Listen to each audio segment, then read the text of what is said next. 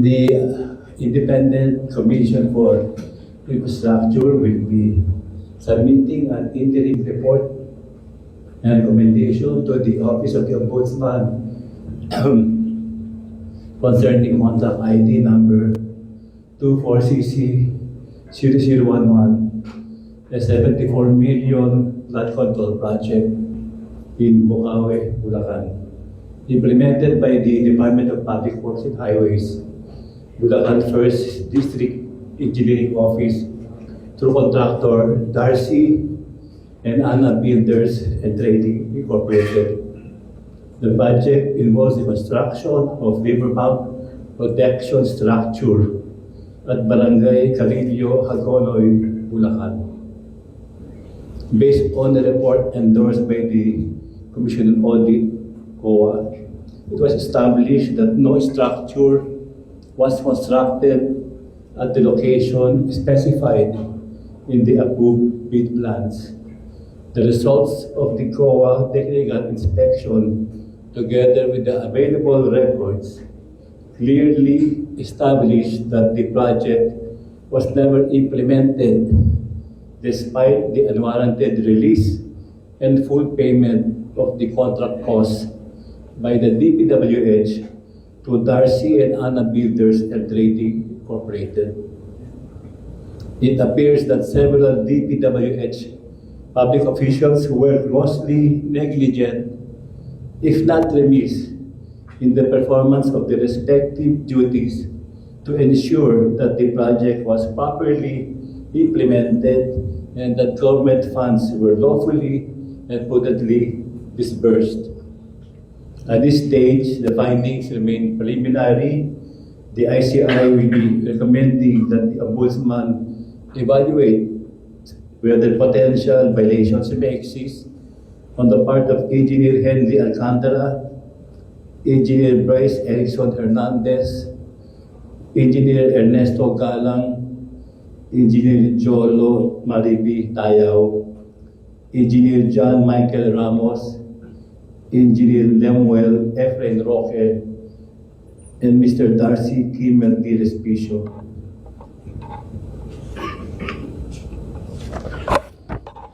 Under the Anti-Corrupt Practices Act, malversation and falsification provisions of the revised penal code, Presidential Decree number 1739, and the Government Procurement Reform Act. In addition, the Commission will be recommending that the Ombudsman assess whether there are possible potential violations of the Code of Conduct and ethical standards for public officials and employees may exist on the part of former DPWH Secretary Manuel Banoan, former Secretary Roberto Bernardo, and Maria Catalina Cabral, among others.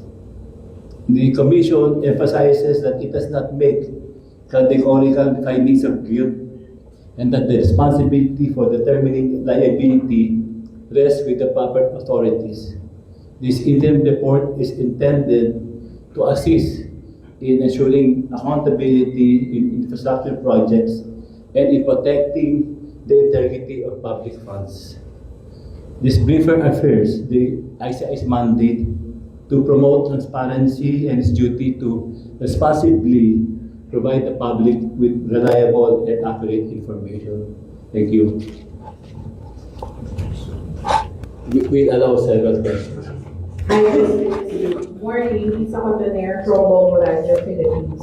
Sir, ask lang namin regarding doon sa nangyari kahapon na command conference with the Philippine National Police. Can you update us kung ano yung mga napag-usapan doon sa command conference with other law enforcement po natin? Yes, preliminarily they have informed us that they already inspected 17 projects of the DPW, 17,000 has already been inspected preliminarily. Then there'll be another second inspection. So that's I was telling them that something awesome for them to have done 17,000 already. Justice, may bagong timeline pa kayo na sinet with the law enforcement po natin with this investigation po? Well, there's no timeline, but we organized yesterday a TWG, and we will be meeting regularly, maybe every month or every 2 weeks. Because from what I can feel from them, the PNP and the FP would also like to stop corruption. Just this yesterday, nung pumunta po kayo sa PNP command conference, may pumunta po dito from MG Samidan Construction, which is part of the top 15 na isiniwalat nga po na Pangulo. And then, he said po yung representative nila na pinaduces daw po sila ng ICI. Does this mean po ba na nagpadala po ang ICI ng subpoena tungkol sa top 15 contractors for you to makuha po yung mga documents with regards sa flood control projects? Yes, we did. Para saan po ito and bakit? Kailan po ito? We're just gathering data. We're asking them for the contracts that they were part of. That's all. Sa 15, ilan na po yung nagpasa sa inyo? I cannot say anything about that. Pero ongoing naman po yung binigay yung date and timeline sa kanila, sir. It's ongoing, yes. Okay. They might Next, expand that to other corporations. lastly, sir, sa end ko, hihingan lang kayo ng comment po with regards sa sinabi ni Chavez Simpson. Though, bibisitahin niyo na po yung Ilocos today, sinabi niya daw po kasi na pinipigilan daw po ng ICI ang ilan na magsalita tungkol na sa mga flood control projects. And he said na dati daw po kayong Marcos supporter. Any reaction or comment on this na sinabi po ni Chavez Simpson? Sabi niya, we are transparent. We will go to every part of the country. No, we have the PNP for that reason. The PNP reaches all the parts of the country, from Batanes to Holo. So we are not going to target any place, but whole wide, the whole Philippines. How about, sir, yung sinabi niyo na dati daw po kayong Marcos supporter, so pinipigilan niyo daw po na hindi magsalita doon sa investigation sa ICI? Yes, I was also Aquino supporter, and I was an ERP supporter, I was a Ramos supporter, and I was also a supporter of BBM. We come from the same school, high school. I also am a supporter of Sara Duterte. I'm friends with everybody. Hi, Justice. Good morning. Johnson po from ABS-CBN. Sir, are we still pushing for the live streaming of your hearings? Was Are that- you still pushing for the live streaming of your hearings? Well, we're still studying that. We might have something for you on that matter maybe next week. Because I understand that we have a scheduled November 17 hearing. So, are we ready for the live stream by that time? We'll be ready, but I think we might ask the person if he wants a live streaming. So, it depends on the resource person. We're studying that matter.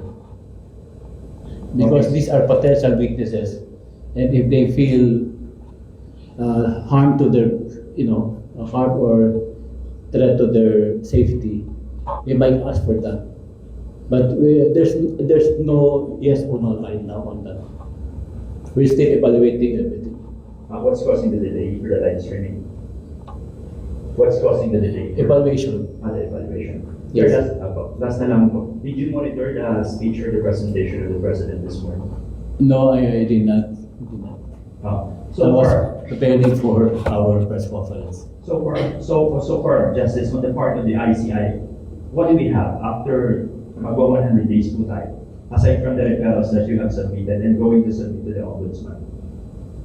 Well, we will be filing at least cases against 3 sitting or former senators, at least 3 next week. And I don't know if you can categorically answer also or support the statement of Secretary Vince Dizon of the DPWH. Are you hoping that there will be personalities involved in this flood control mess na makukulong on or before Christmas season? Do you think may matulog? Well, I cannot, that's a premature statement. I cannot influence the other parts of the government. We are only recommending. Thank you. But of course, I think everybody wishes that. Thank you. Sir, good morning, sir. I'd like to pick up lang yung point niya na you said that there's going to be maybe 3 senators, but they've already filed referrals against 2. Senator Estrada and Senator Villanueva. Iba pa po yung tatlo na to? Yes, at least 3. So, total of maybe 5 so far. Yes, 3 plus 2 is 5. Yes. How about Congressman? You've had Saldico and person of We interest. already filed against Article. Sir, are there more Congressmen? I cannot, it's premature right now. Yes. Sir, konti lang po sir, to see General Azurin is in Ilocos Norte now, and he has a scheduled inspection also in Cebu. Can we just get an elaboration on what General Azurin is doing on the ground with reference to what you're doing in the ICI? Because he's an advisor and he is a former PNP chief, and we are utilizing all the members of the PNP as well as the AFP. He is the better person to coordinate with the PNP and the AFP. He's a policeman also, so he will know how to deal with our resource persons in the provinces. And the end goal, of course, of this inspection is what? To verify if there's a ghost project. Sir, last one na lang. Under your ECO, section 3D, it's in the power of the ICI to recommend persons for state witness status. Will you be using that power, or will you leave it up to probably the ombudsman or the DOJ to? Because you've seen and you've talked to these witnesses and the cast of characters on the screen. Yes, we'll be using that. We will see if we will be recommending. Maybe, yes. Sir, you've talked to probably the cast of characters that are involved in the flood control. You were a prosecutor before. In your assessment, dun po ba sa mga nakausap nyo, from contractors to DPWH officials, meron po bang pwede mag-qualify dun? No comment on that. Yes. Okay, thank you very much. I've been telegraphed, yeah. Thank you, sir. I think we're done. Thank you. One more question. But that- Last question. Hi, good morning, Justice. Sir, I know hindi ka nakapag-monitor ng report kanina ng Pangulo, pero I'll just cite some question. No? He said sa earlier report niya na, and I quote, na tinawag ng balangyak yung mga kasabot sa flood control project, and sabi niya tapos na ang maligayan yung araw, and he also said, bago magpasko ay may kukulong. So with all the evidence and the testimonies that we have gathered, our case built up, and the recommendations that we have filed before, are we confident that this pronouncement of the President can be affirmed?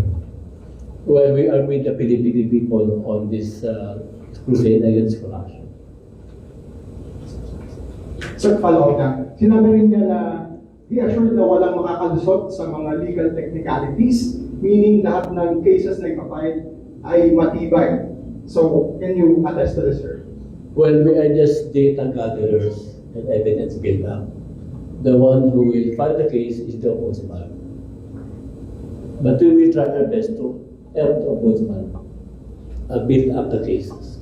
Okay, but on your part, sir, yung recommendation referrals natin are firm enough. They're firm enough, but we can still submit evidence when the investigation is being done, because baka may mag-crop up na new evidence.